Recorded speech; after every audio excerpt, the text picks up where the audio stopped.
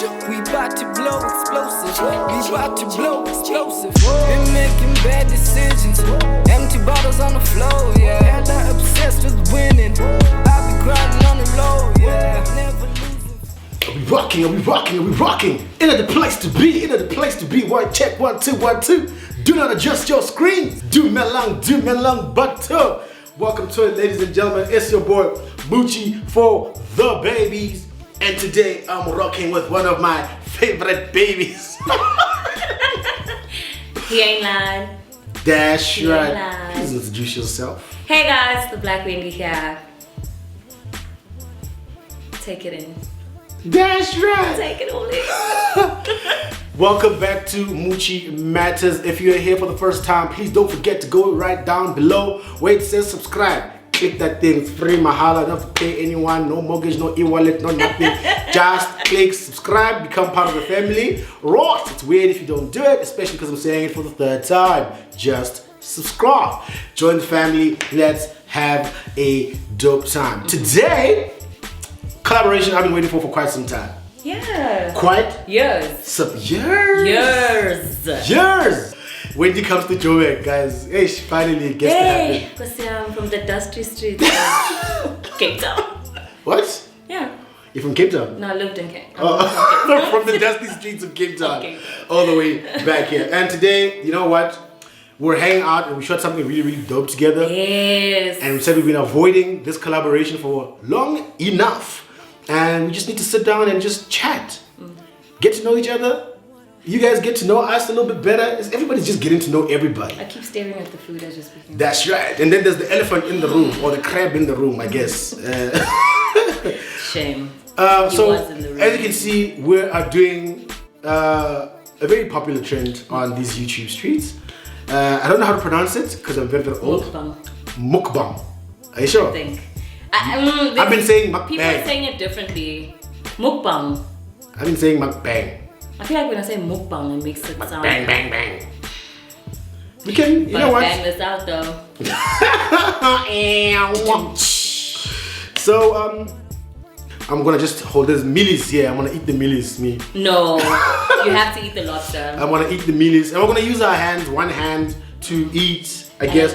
And the other hand, we asked you guys to ask us some questions as to what you wanna know about literally whatever, about us, each other, what we do, what you know of what we do, work, and just random ass questions just so we have something to talk about while we're eating, you know what I'm saying? Yeah. So we're gonna jump straight into it and read some of what is always some weird ass shit. Some weird. Yo, you guys came through with some weird questions. Some weird. But some are actually quite legit. So. Right, because we did ask you guys asking some industry related questions as well. You know what I'm saying? Because Wendy and I both write in different ways. Well, you write with your hand. Yeah. So in that way, it's kind of the same, right? It's the same. Yeah, we write the same way. So we got that question out of the way. Cool. What do you write with? Hand. Yep. Boom. Question answered. We're doing so well. I guess this one on YouTube, the first question that somebody asked is, how well does YouTube pay? That's for you. Now, this question varies because people need to understand. There is I'm forgetting what the actual amount is because there's an actual amount that people, that YouTube calculates, right? What you're getting paid per view. Very, very small amount. Now, if you're getting what you're used to seeing, the 10s, the 20s, the 30s, thousands views from most of the popular YouTubers that you know, that's not really money you can live on. You know what I'm saying? That's not really money you can live on. It's how most YouTubers make money, especially here in South Africa, I'll put it in the context, is that they're making money from collaborations with brands.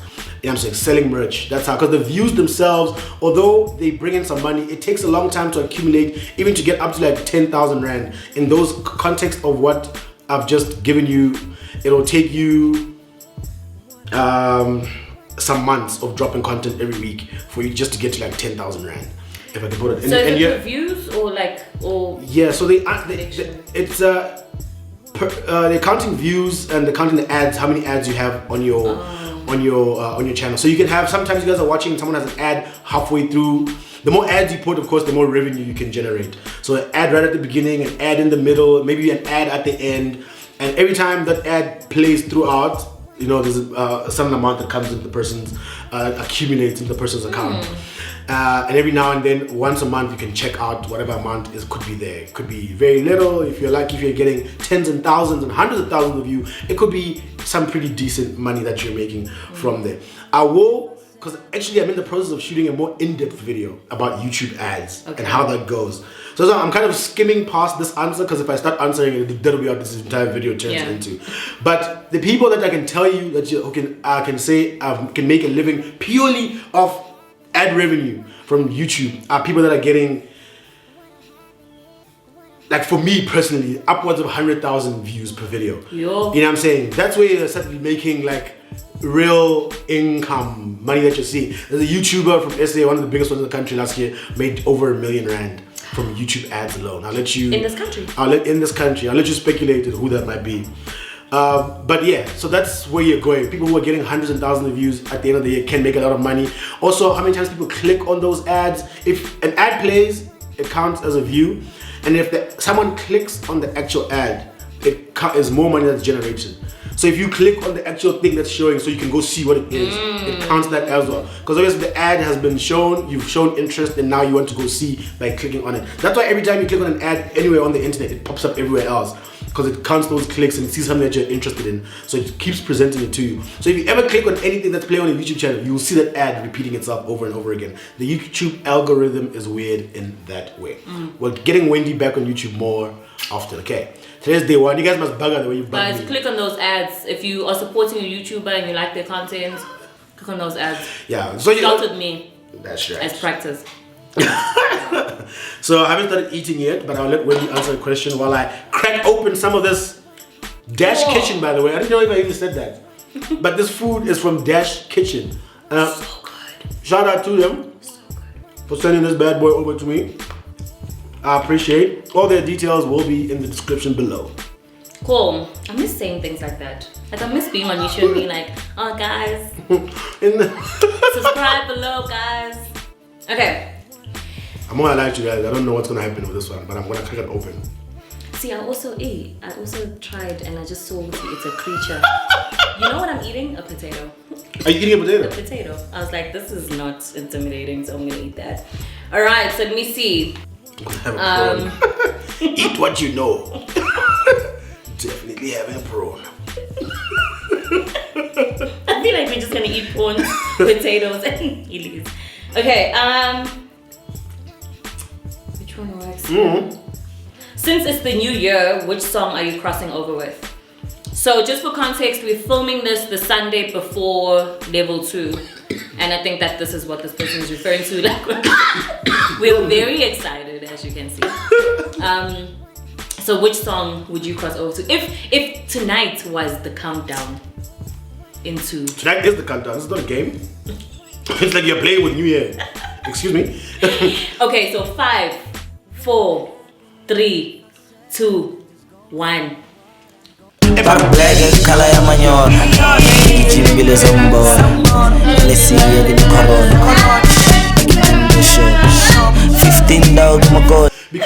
Vocalistic has held us down throughout this entire lockdown, and he deserves to be free. Free that man. And I vote Vocalistic must go door to door performing for everyone.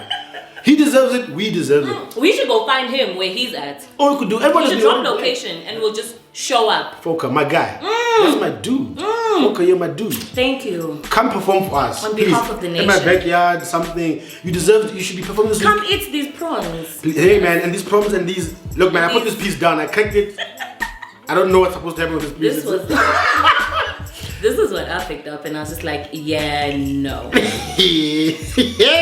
Okay, so that's yours, Black. You know what, it's so sad because I really love his music, but I obviously don't understand like most of what he's saying. But Black Kaya Manyora, you get that. And you got it? And then I'm in the background after that. What song would I have? It's a more 5, 4, 3, 2. So like Afro punk, where after that, what did you guys hear? No woman, no cry. Please, he made us all dance. Guys, I honestly blame Afro punk.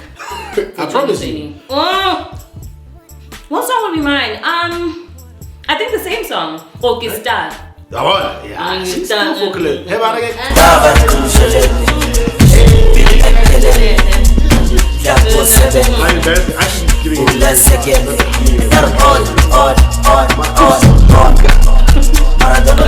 that was my next one. It's your. Okay, so somebody asked, how did you guys become writers, and any advice for somebody who wants to become a comedic writer? Ooh. It's a very specific question. Yeah. But I like it. How you become a writer is first you just start to write.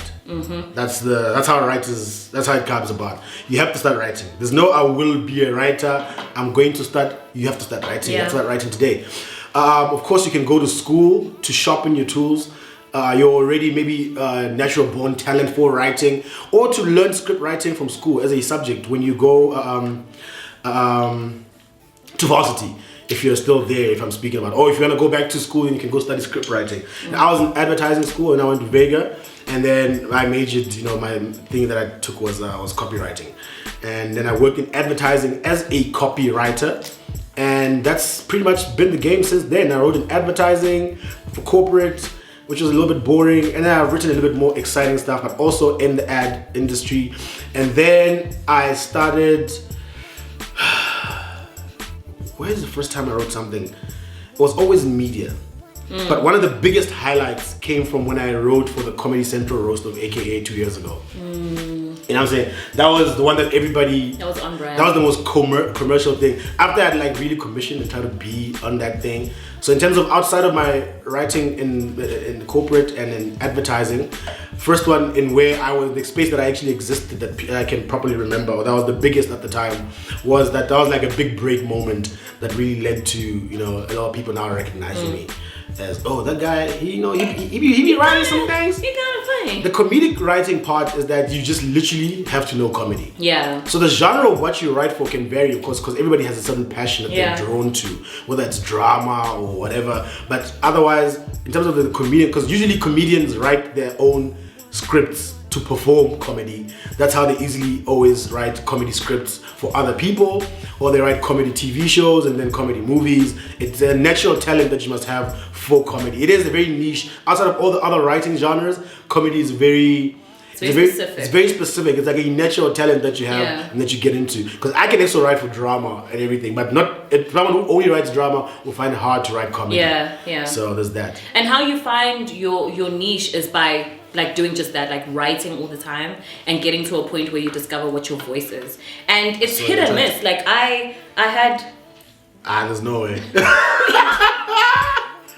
So when you were talking, I want to show people this bad boy here. Looks nice, looks so delicious. But I don't know how we're going to get to the meat. I tried to pick it up. I tried to even break it in half, and I was like, yes, it has. It's supposed to be. It's supposed to crack it. Muchi, it looks like it's gonna come alive. Hi boy. We've opened this bad boy. It looks so good, even. So I think we're gonna start drinking into some crab meats. So what I was saying, you guys, is that you discover what your niche is by writing, and it's trial and error. I've had moments where I try to write something and it just doesn't work. For me, working in the kind of space that I work in as well, where we work with different kind of themes for a TV show, there are people who are just gifted at writing thrillers. They're just good at suspense. They're just good at romance or whatever. And I know that I'm good at comedy and that's my niche. But ask me to write something that makes you sit on the edge of your seat and I just can't. I can make you laugh though. I can't make you scared. I can't make you feel those kind of emotions. But the only reason why I know that is because I practiced writing since I was a teenager. And kept writing all the way to university level. Tell them about that, what you studied in university. I studied film and TV production at UCT. And the thing with me is, even when I went to UCT, I didn't know what I wanted to do within the film industry. I knew that I wanted to be in the film industry, but I just didn't know what discipline. So I majored in everything. I majored in media and writing. I majored in drama. And I majored in film studies. And then when I did my honors, that's when I focused on screenwriting. And by then I had realized that actually acting is cool. Writing media in terms of journalism, that's cool. But what I want to do is create a story from the ground up, from nothing, and create a world that doesn't exist, and so I started learning that in my honors year. You know, people also ask me this all the time, for anybody who's inclined to comedy, and the one thing that they always want you to do is, why aren't you doing stand-up? Why aren't you on stage performing? Why aren't you doing stand-up? Wait, I'm asking you first. Me? And the reason why I'm asking you this, because I think what I'm trying to get to anyway, which is your reaction shows, is that not all comedians are stand-up comedians. Yeah. And not all comedians are performance exactly in that sense. I'd actually started doing some short gigs that I wasn't telling people about before lockdown. Trying myself out on stage, bombed a few times. A couple of them were starting to go well. That is hard to believe. It's, hey man, it's not as easy. Like when you do it for the first time, it's always scary. It's jittery. And you overthink it, and I overrode it sometimes. And everything's all about timing. Comedy, especially stand-up comedy, is about timing. You have to know how to pace yourself. It's like someone who runs 100 meters. If you ever heard Usain Bolt speak about how you run 100 meters, to us it just looks like go, and then you run. Not trying to say on your marks, go. They run that thing mentally, and how they train in like 20-meter segments. You know, that's how when you watch the race and you slow it down, you start to see that at this point he was taking off. At this point he was picking up speed, and at this point he was maintaining it. There's a technique to it. And that's what I started learning when I started, delving into stand-up comedy. Is like you have to learn the technique, and it comes from practice. So everything is about a passion, whatever. And I'll continue to explore that passion, because I decided, after hearing so many people speak about it, I had to ask myself, do I even want to? Exactly. You know what I mean? And part of me was like, I wanted the challenge, especially because I tried it. Yeah. And it was like going okay, and wasn't like going fantastic. So now I can't wait to make it fantastic, because now it's like, and it takes practice. It's in the back of my mind. Yeah, it does. So we keep going, and then we'll see what happens. But otherwise, you can be a comedy writer and not actually perform comedy. Will Ferrell is a perfect example, who is a excellent comedian, but he's not a stand-up comedian. And he'll tell you at the beginning of his career, he's tried stand-up comedy. It doesn't work. It did not work for him. It kind of bombed. He's such an in-character person that even when he tried to do stand-up comedy, he did it in a certain character. Oh. You know what I'm saying? And somehow he just felt like it wasn't connecting the same way. He got lost in it because he always does things in character. He does this thing with George Bush, where he delivers the entire presidential speech like an hour long, and he's speaking as George Bush. He used to do those little things. I need to see those. He has a couple of them. He does Ron Burgundy in character. I love Ron! At the Comedy Central roast of Justin Bieber. If you guys have ever seen it. You guys have to watch that. He comes through at the end. As Ron. He comes through as Ron Burgundy from the movie Anchorman. He comes in character as Ron Burgundy and delivers his things flawlessly as Ron Burgundy. He's that type of, performer. That type of performer, you know what I'm saying? Yeah. But I feel like I want to try stand-up comedy as well. Like I want to try it at least once. And I think that's just the way I am. Like I'll do anything at least once. Yeah, and, no. You have to try it, I'd say a couple of times, just so you know, because sometimes the nerves get you the first time, and then you go back again, and then now you're a little bit more relaxed, but maybe your content still needs a little bit work. So the thing is, you need to go to a point where, even no matter how it goes, you don't care. Yes. So I was like getting that point now before lockdown, where I didn't care now, I just wanted to go so much. I was like, no, I gotta go try this place, you know what I'm saying? And I'd gotten in touch with some comedians, and they were so kind to me to give me spots and like open mic, and you have 3 minutes there, you get 2 minutes there. So then I had to announce, I didn't want anybody to know, my own friends didn't know. I didn't want anybody there. Like, it was scary. There was one friend of mine who knew. And he was the one who like would go with me the one time. And the other times I went by myself. I think I speak for everyone watching when I say, and I've told you this before, I would pay good money to see Moochie live. And I'm pretty sure you guys agree. Click that like button if you agree. I know you agree. I would literally pay to see you live. Okay, let's do this. Pay me the money. And then you go live after. And then I'll go. Lay by my performance and then keep him out. Doesn't work like that. Where's the chunk? So you guys just say, hey, believe in you, hey, comedy. Yo, the next Trevor Noah. Are, show me with your wallet. First, give me Trevor Noah's riches first. We're gonna do this backwards. Give me the success, the money, and then I start going. Okay, guys, I don't endorse that. I'm sorry. I'm sorry. All right, we'll get back to some other questions. Will you? Is it your turn now? I think it's my turn. What inspired you to join this industry? Should I start? Where you gonna go? I think for me, like I knew it from a very young age that it's all I wanted to do. And I don't know what inspired that decision when I was a teenager, but like I used to write drama scripts for church and for high school. And I remember I wrote this, like I was 13, you guys, and I've said this on my channel before, but I was 13 and I would literally every Saturday have my friends come over and I would direct them. I would write, because I didn't photocopy anything, so I would write the same script like 7 times and give it to my friends to like act out at church. And there was this one Sunday we had a guest pastor, this little kid with her friends like performing or whatever, and this guest pastor went onto the stage and he was like, well, that was my sermon. And I was like, oh, my work has the hand of God, you know. I was like, what does that mean? And he built up his sermon like around the context of, or like this world that I'd created with my friends. And I think I was just like, there's something here, like I'm doing something here, I might be onto something. So later on, when I was old enough to kind of contextualize the fact that like this is talent, like this is a gift, I applied for university and I did exactly what I wanted to do. So for me, I didn't even have a second choice. Like, you know, when you're applying for uni and they say like choice 1, choice 2, choice. Yeah. I was like, this is what I want to do. I want to tell stories that inspire. I want to tell stories that like... Familiar food, mussels. Oh, the mussels are underneath.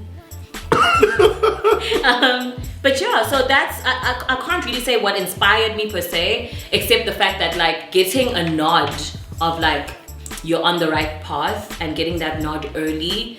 I was so fortunate to get it early and like decide very early in my life that this is what I wanted to do, and I just never looked back. Like we were just talking earlier now, like offline, like talking about corporate, and I was like, I do not see myself be pencil scared, ne kitten hill. Ne shades, ne handbags. I can't. It can never be me, you know. So I really enjoy this, like. I'm picturing that right now, and I'm having so much fun picturing. Guys, please picture right now. The folder. So if we all just turn to page 30. Oh my God, really? Could never be me. During lockdown, you'd have been the one saying, "Is your mic on? Let me just check if my mic is on. Whose mic is off? Oh, my mic. Can we all go on mute, guys? Please, can we all just go on mute except the person that's speaking? Anything to add? Nah, cool on my side. On your side, Sipo? Also, nah, I'm fine. Can you, even on my side, it's, hello. Even on my side, it's fine. Hello? Okay. Right, done. I remember being corporate. You guys should have seen me back in my corporate days. You would have been proud of the boy. I used to do the Excel spreadsheets. Sipo, where's the sales report? No, it's coming. Please. I'm not even making that up. Literally, they need the sales report. I know that's the line. That's the line, you know, we need the sales report. But I literally... But you were the guy. I had to submit a sales report. I had sales and shit to do. You know? But I hate the guy who used to ask me for a sales report so much. Like I have lifelong beef with him. Oh my gosh. My children will hate your children. Oh my lord.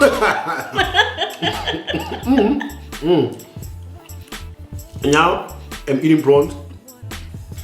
Familiar food. Yeah. You know what I'm saying? So, on my side, when did it start? Okay, I've had exactly this sense of humor my whole life.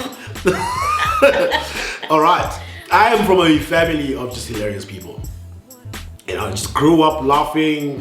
You know, whether it's my brothers, my sisters. My brother is like, my older brother is like the funniest person I know. You know what I'm saying? So I think growing up and looking at your older brother and seeing how he used to like own the room in terms of his personality and how he used to be around people and make people feel, how he used to make people feel and how much they always wanted to be around in terms of his humor is the small thing that if I can speak about inspiration, then I guess when I look back on it now, at the time I didn't know I was doing it, but I was like kind of like wanted to be like my older brother. You know what I'm saying? From a young age, he always had that sense of humor, and we always used to go that banter back and forth was trying to be like out funny him. You know what I'm saying? Because I was like, man, this guy's fucking hilarious. You know what I'm saying? So when people started telling me like, nah, I started to feel good when people would tell me like, hey, you're actually more hilarious than your brother. I said, and you're like, mission yes. accomplished. I've been working my whole life for this. I've been struggling very well. You don't know how much I've been through to get, so I accept that compliment. Sounds so villainous. You know what I mean? Now the funniest one in the family. I am now the big brother.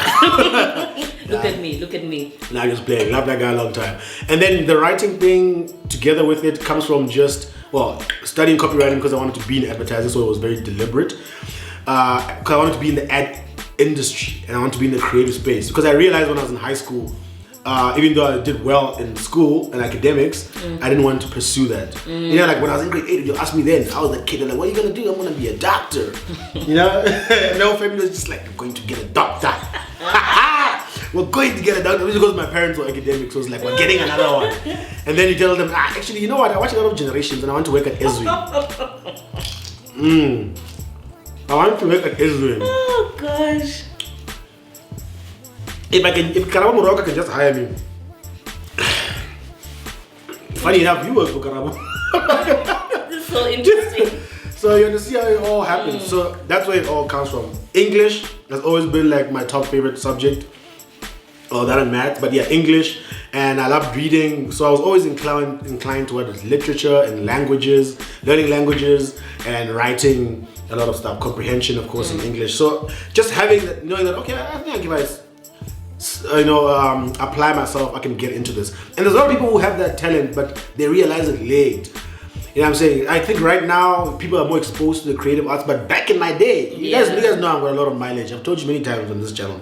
41. I've been alive. 42, 43, 44, 45, 46, 47, 48, 49. Yeah. Yeah. All right, let's rate it then. 50. Now you just heard it again. 43, 44, 45, 46, 47, 48, 49.